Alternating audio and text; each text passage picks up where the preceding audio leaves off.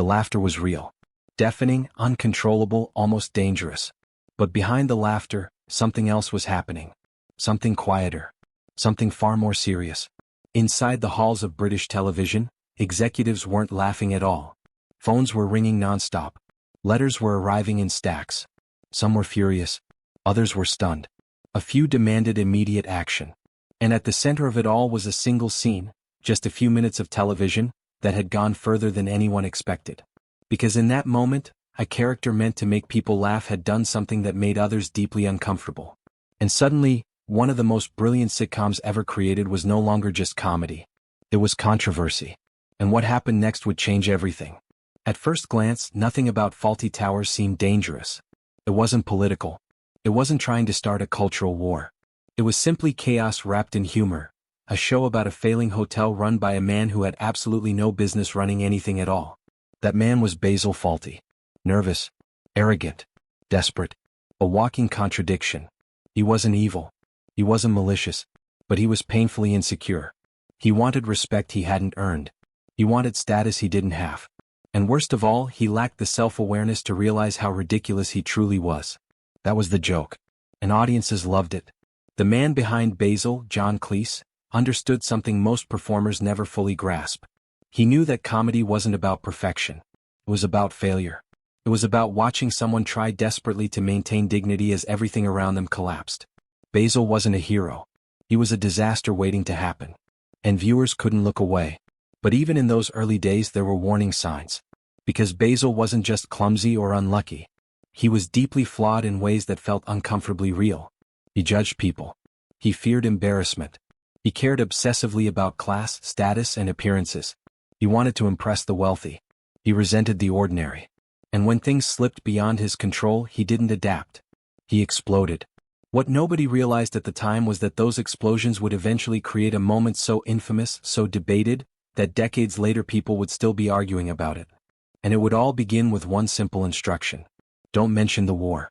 By the time the now infamous episode was being filmed, the cast and crew already knew they were working on something special. The writing was sharper than ever. The performances more intense. Every scene was designed like a ticking time bomb, building tension until the inevitable collapse. But this episode was different. Even during rehearsals there was a strange energy on set. Some people laughed immediately. Others hesitated. There was a sense that they were walking a very fine line. Because the premise was simple, but volatile. A group of German guests had arrived at the hotel. And Basil, already injured and barely thinking clearly, became obsessed with one thing: avoiding embarrassment. He didn't want to offend them. He didn't want to say the wrong thing. He didn't want to expose his ignorance. But Basil Fawlty had a fatal flaw. The harder he tried to avoid disaster, the faster he ran toward it. At first it was subtle. Awkward smiles. Nervous conversation. Forced politeness. You could see the panic in his eyes. He was overthinking every word. Overanalyzing every gesture. His mind was racing, trying to maintain control. But control was already slipping away. Because Basil wasn't calm. He was unraveling. And then it happened. A single reference. A small mistake. The thing he was trying so desperately to avoid. He mentioned the war. There was an uncomfortable silence. He froze. His face shifted instantly from confidence to horror. He realized what he had done. And instead of recovering gracefully, he made it worse. Much worse. What followed was not just awkward. It was catastrophic. His attempts to correct himself spiraled into a bizarre, frantic performance of misplaced humor and nervous desperation. He talked too fast. He said too much. His panic became visible, uncontrollable.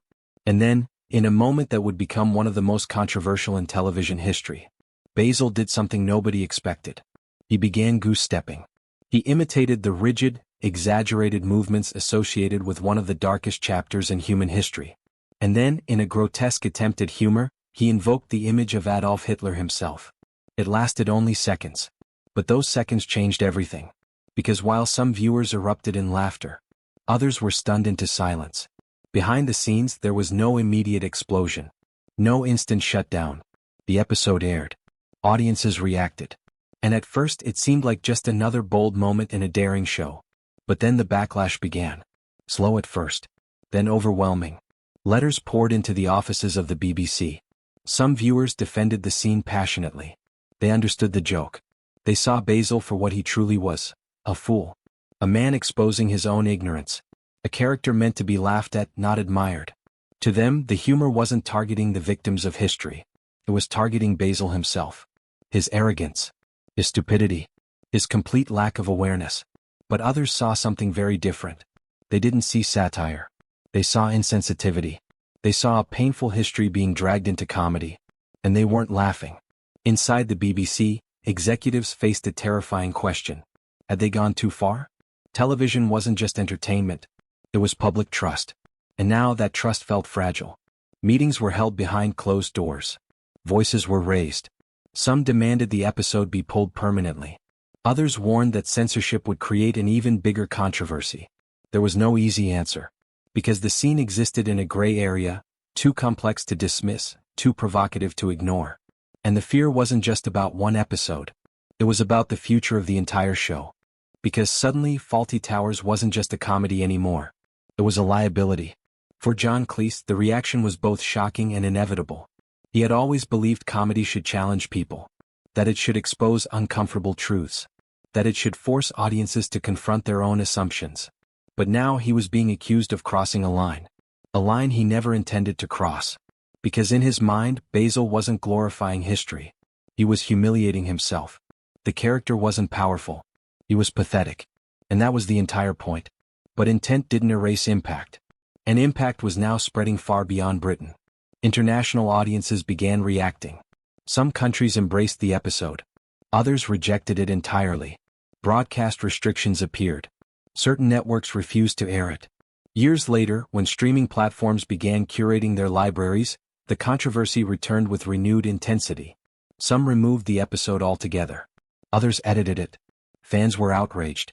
They accused networks of rewriting history, of erasing art, of misunderstanding satire.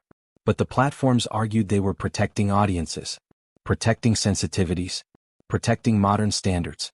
And suddenly, a scene filmed decades earlier was once again at the center of a cultural storm. But perhaps the most shocking part wasn't the outrage. It was the fear. Because quietly, behind the scenes, the controversy contributed to something irreversible. The show didn't continue indefinitely. There were no endless seasons. No gradual fade. Just 12 episodes. Well, and then it was over. Not because audiences stopped loving it. Not because the writers ran out of ideas. But because the pressure, the expectations, the scrutiny, the risks had become overwhelming. John Cleese himself admitted something that stunned fans. He didn't want to dilute the show. He didn't want it to become safe. He didn't want Basil to lose his edge. Because Basil without danger wasn't Basil anymore. So instead of continuing indefinitely, he walked away. At the height of its power. At the peak of its influence. Leaving behind a legacy frozen in time. The fallout was emotional, complicated, and deeply personal. For the cast, the show had been more than work. It was lightning in a bottle. Connie Booth had helped shape its emotional core, crafting stories that balanced absurdity with uncomfortable truth. Andrew Sachs had turned Manuel into one of the most beloved characters in television history, enduring physical comedy that was as painful as it was hilarious. Prunella Scales had created Sybil, a character who could destroy Basil with a single word. Together they had built something extraordinary. And yet it ended quietly. No dramatic farewell. No grand finale. Just silence. As years passed, the controversy never fully disappeared. Instead it evolved. New generations discovered the show. Some laughed immediately. Others paused, questioned, debated. Because the world had changed. Sensitivities had shifted. And what once felt daring now felt complicated. But that complication became part of its legacy. Because the infamous scene wasn't just controversial. It was revealing. It exposed how fragile comedy can be. How deeply it depends on context. On perspective. On timing. And it revealed something even more uncomfortable. That sometimes the things that make us laugh are the things that make us most uneasy. In the end, the scene didn't destroy Fawlty Towers. It immortalized it. It transformed it from a beloved sitcom into something larger. A cultural flashpoint. A symbol of comedy's power and its danger. Because Basil Fawlty wasn't supposed to be a hero. He was supposed to be a warning. A mirror. A reminder of what happens when insecurity, ignorance, and desperation collide. And perhaps that's why the scene still matters today. Because it forces us to ask a question with no easy answer. Where does comedy end? And where does consequence begin? That question has never fully disappeared. And maybe it never will.